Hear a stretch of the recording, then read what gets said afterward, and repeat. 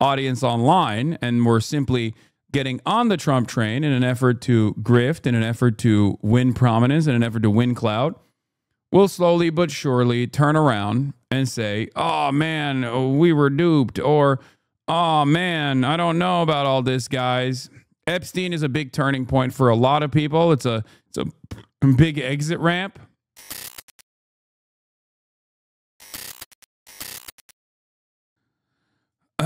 Where is it?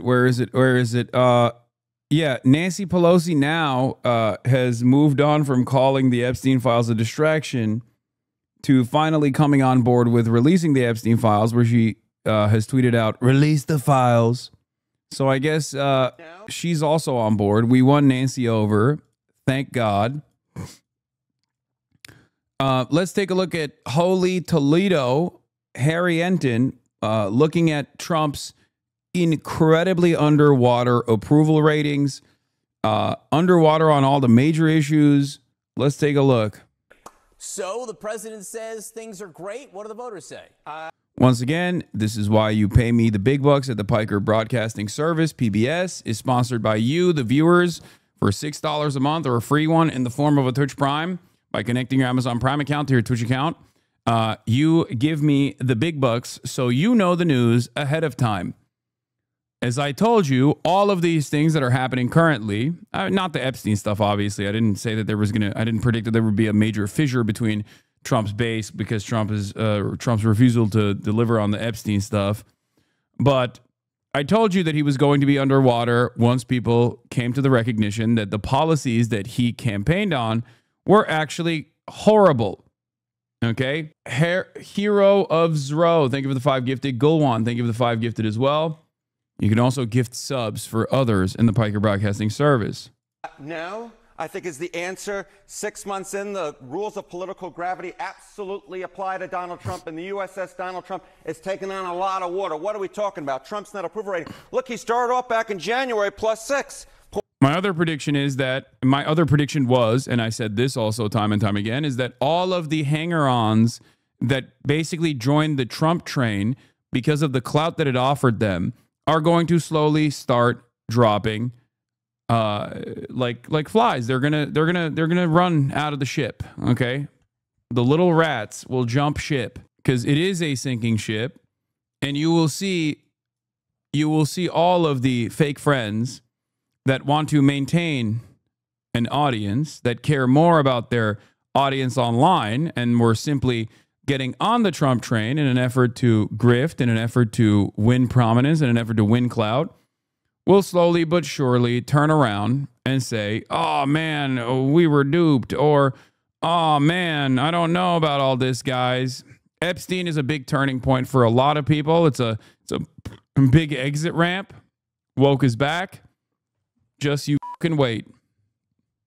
Points on the net approval rating. -3 in March, -7 in May, and now he's at a term too low at -11 points. His net approval rating has dropped nearly 20 points in the aggregate since the beginning of his presidency. The American people do not like what they're seeing, and Donald Trump's administration is in a ton of trouble at this point. It's funny, the number of people backtracking on hating you now that Israel is mainstream. No, they still try to find a way to do it.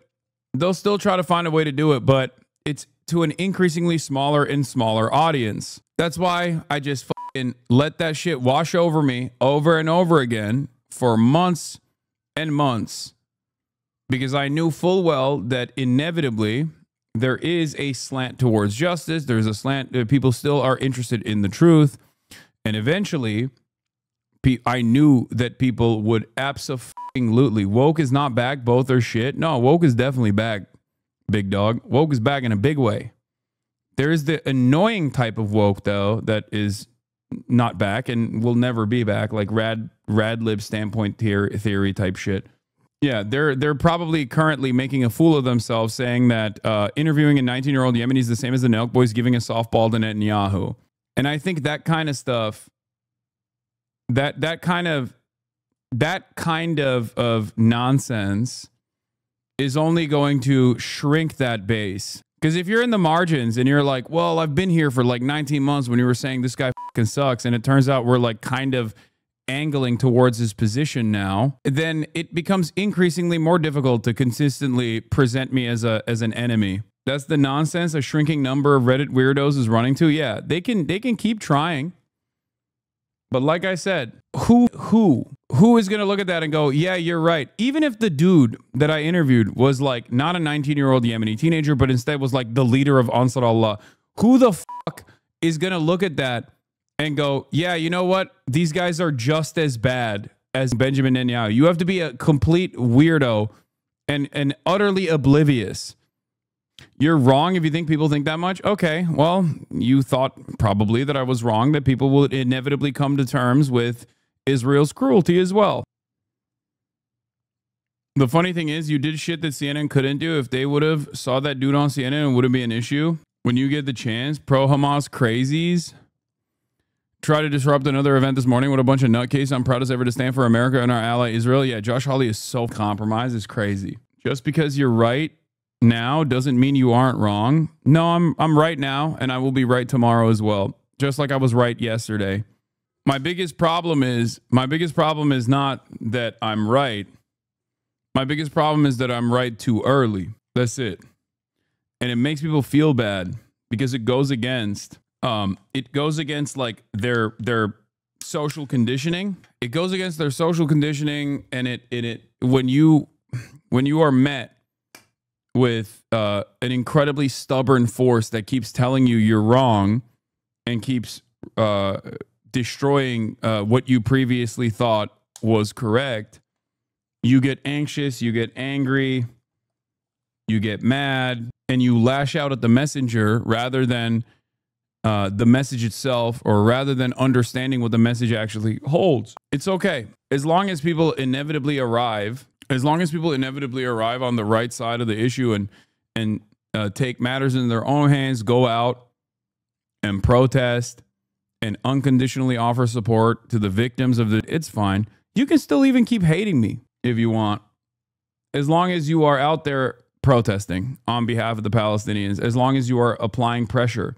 You know what I mean? Or they'll say Hasan was right, but he was mean about it, not realizing how much patience you had explaining Israel-Palestine 1,000 times. Yeah, exactly. The minds of the American voters. Well, on what issues do the American voters seem to disapprove of him? They disapprove of him on all of the issues. He's underwater on all the major issues of the day. Trump's net approval rating on all the major issues, -5 points on immigration, his best issue. He's underwater. How about the economy? That was what he was elected for. -14 points. How about foreign policy? -14 points. How about trade and those tariff wars? Every single aspect of this I covered. I told you.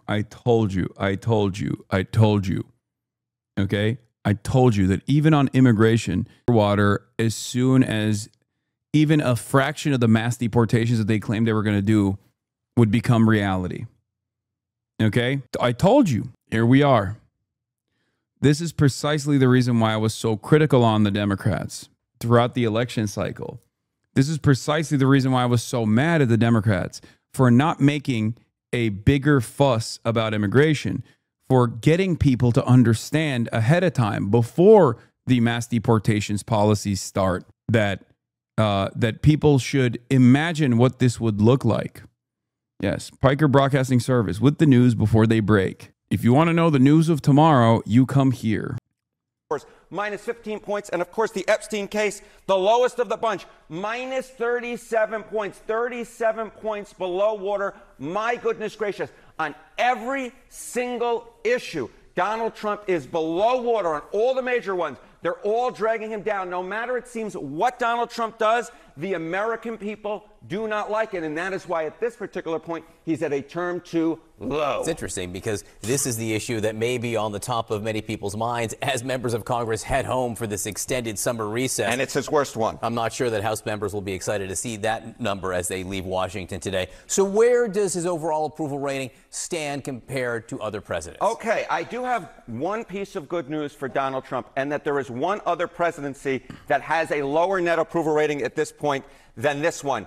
The bad news is that it was Donald Trump's other presidency, his first presidency, net approval rating 6 months in. The worst was in 2017. Donald Trump was 16 points underwater. The second worst, however, is this Donald Trump presidency, 11 points underwater. The average president at this point since 1953 has a 27 net approval rating. 1953. John, Jesus do some Christ, quick math dude. with me. It seems to me that Donald Trump is about 40 points lower than the average president at this particular point. He has the second worst net approval rating at this point. He is underwater on all the major issues of the day. The bottom line is 6 months into this administration, I think that most Americans would apply the word or words disaster, terrible, awful, horrible. I think that is the way that the American people would see it at this particular point. He is so far below underwater. The only one he beats out is him in term number one. And I don't think that's exactly the metric he wants. Well, he got reelected anyway. Doesn't that mean something is actually a really good question? Yeah, but he got reelected anyways. So isn't that a little irrelevant?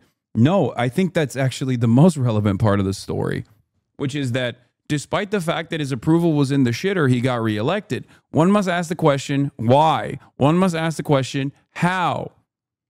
And that question will lead you to an answer that the Democrats don't want you considering, which is the Democratic Party's incompetence and its overall inability to address the issues that pertain to the average American existence. Back in the day, we used to have 2 terms for presidents. That cycle is now shortened to 1 term. It's because I think people's material problems have worsened. So now they have even less interest in seeing through a presidential election through the 8 years, because neither party addresses their immediate issues. They throw a bunch of fucking nonsense their way, and then people go, all right, well, fuck this. I have a shorter fuse for this now. So then they swap back with the hopes that the other party will do something right by them. They don't do that, and then they get mad at the Democrats when Democrats are in charge because of their ineptitude, and then they go back and revert back to the Republican Party.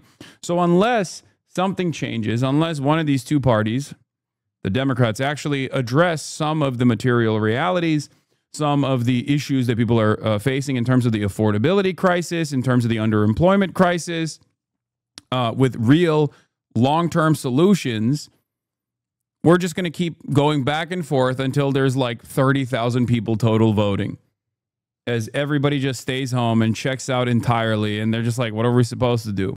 Yeah, he lost the election right after these approval numbers, actually. And then the Dem Party did such a bad job reminding people they could do better that the dislike just wore off. Yep. From Trump. And then they went, well, I'm not getting shit from the Dems. Might as well give him another shot. That's exactly what happened. Wants to be applying to himself. Interesting to see which direction it will go next. Harriet, and thank you very much.